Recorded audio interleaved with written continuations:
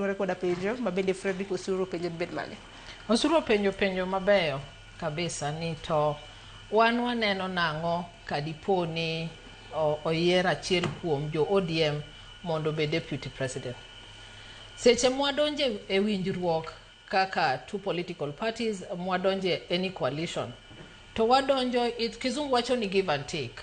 Matiende ni in imiya amane tana mi mane kata ini tuona mane tana tuoni mane mondo walos ot maber. Ok dibed ni ine dichuo to ine dhako e odno kata ni ine mama to ine baba at the same time.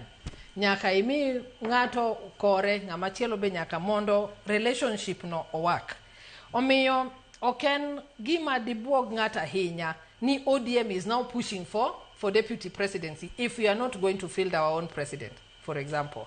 Nekech we are also waiting until November, I think, when we are going to have the national NDC.